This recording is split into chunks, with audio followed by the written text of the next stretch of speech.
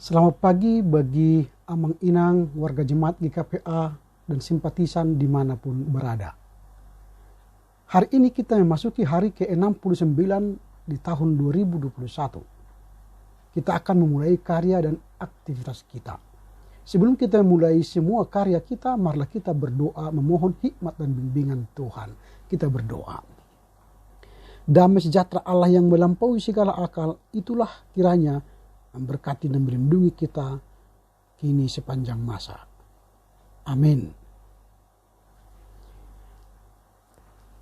Firman Tuhan yang akan kita dengar dan renungkan pada hari ini tertulis dalam kitab Yohanes 1 ayat 16.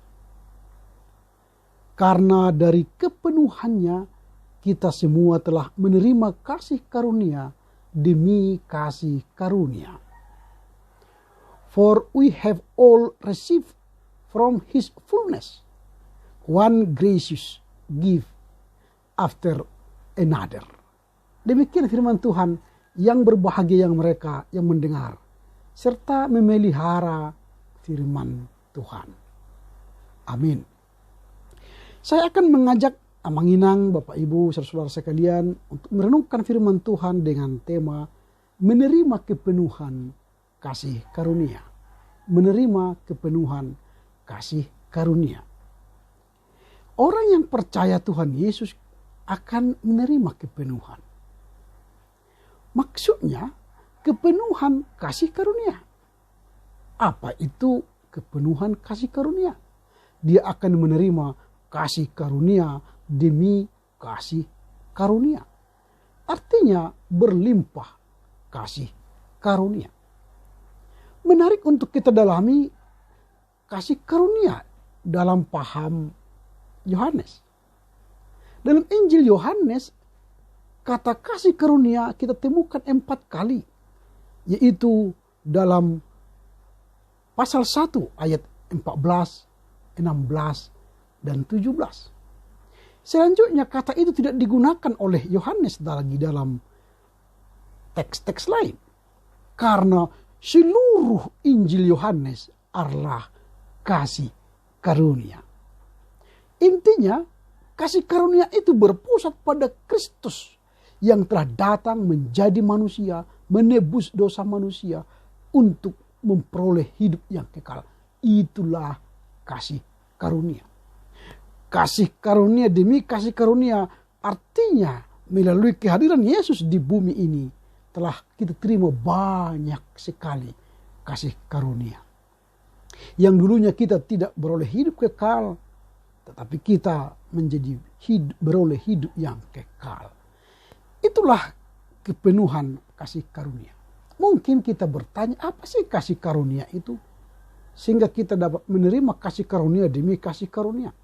Setidaknya ada 4 pemahaman kasih karunia yang perlu kita pahami dalam hidup kita. Yang pertama, kasih karunia itu ialah pemberian yang sangat berharga. Kasih karunia itu adalah pemberian yang sangat berharga. Kasih karunia adalah pemberian yang sangat berharga karena dia datang dari sorga ke bumi untuk memberikan nyawanya, untuk menyelamatkan kita umat yang berdosa. Artinya kasih karunia yang berharga itu ialah keselamatan. Kita memperoleh keselamatan. Yang tadinya semua orang berdosa adalah mati.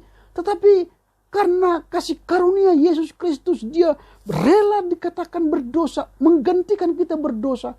Supaya kita yang berdosa ini tidak berdosa untuk diselamatkan. Itu sebabnya kasih karunia itu adalah sangat berharga. Berarti pengorbanan Yesus di kayu salib di Golgota adalah pengorbanan tertinggi demi keselamatan kita. Itu yang pertama. Jadi keselamatan itu adalah kasih karunia yang paling berharga bagi kita. Yang kedua, apa sih kasih karunia? Itu kasih karunia itu ialah dari yang lebih tinggi kepada yang lebih rendah. Maksudnya apa?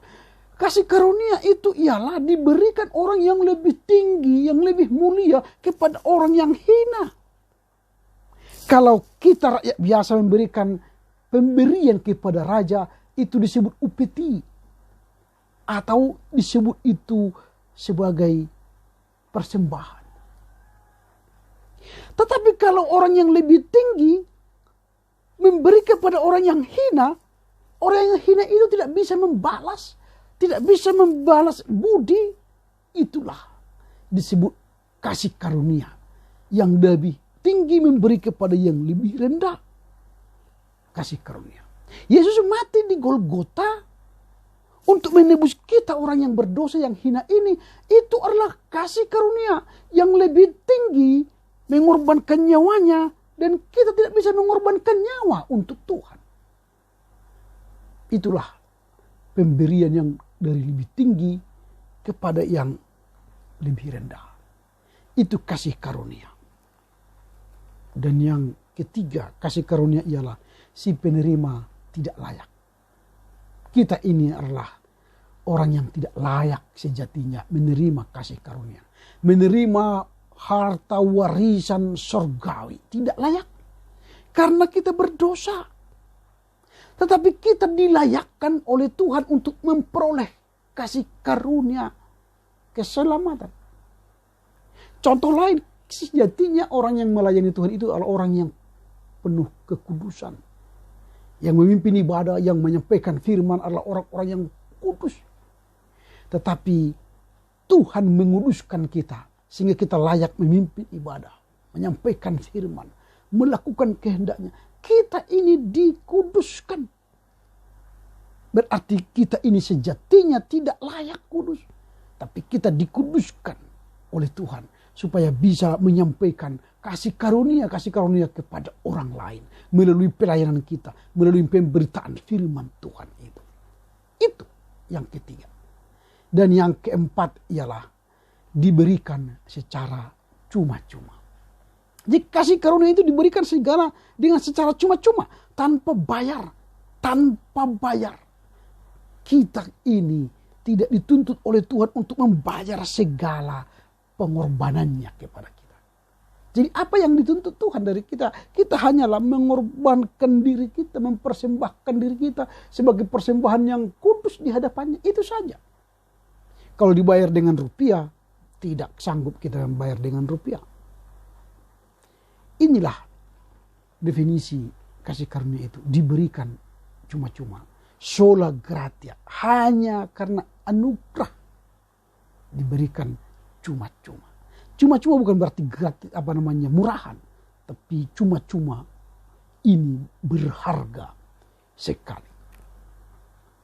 Jadi kepenuhan di dalam teks ini bukanlah setengah penuh. Tetapi benar-benar penuh. Bahkan melimpah. Untuk mampu kita bagikan kepada orang lain. Kalau kita sudah kepenuhan kasih karunia, maka kasih karunia yang ada pada kita jangan simpan di dalam hati, dalam diri kita. Tapi bagikanlah itu kepada orang-orang yang membutuhkan kasih karunia. Itulah. Kasih karunia yang penuh itu artinya tidak terbatas adanya. Dia mengalir kepada kita tak hentinya. Supaya apa? Kita nikmati tanpa habis-habisnya. Kasih karunia Allah itu kita nikmati tanpa habis-habisnya. Karena kalau kita menikmati tanpa habis-habisnya tidak terbatas, wajarlah kita membagikan kasih karunia itu kepada orang lain. Supaya mereka juga bisa menikmati kasih karunia Allah itu. Karena itu kita orang yang menerima kepenuhan Allah, kepenuhan kasih karunia demi kasih karunia, marilah kita memberikannya juga kepada orang lain. Pertanyaan kita yang terakhir mungkin, apa sih kasih karunia demi kasih karunia demi karunia yang kita terima? Misalnya saja begini, kita menerima keselamatan kekal, oke. Ditambah lagi pekerjaan, jabatan kita, oke. Kita ditambah lagi menerima suami istri yang baik, oke. Kita menerima keturunan yang baik, oke. Kita menerima harta kekayaan, oke. Kita menerima ladang sawah, menerima pelayanan.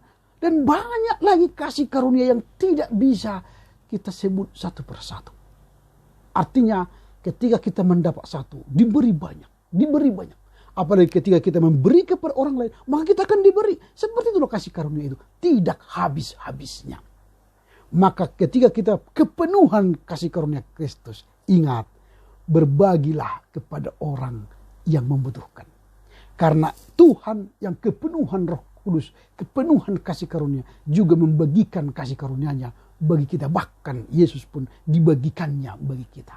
Karena itu, marilah orang percaya yang menerima kasih karunia, kepenuhan kasih karunia, mari bagikan bagi orang lain supaya mereka memperoleh karunia, kasih karunia demi kasih karunia.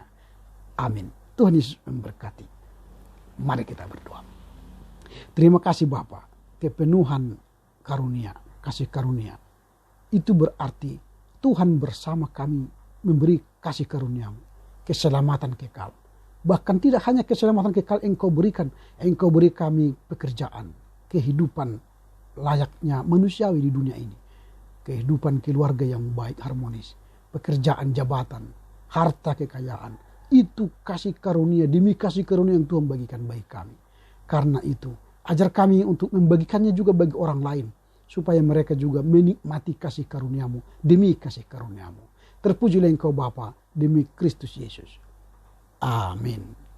Selamat berkarya untuk Tuhan. Jaga kesehatan, pakai masker, cuci tangan, dan jaga jarak. Tetap berdoa tentunya. Horas, horas, horas.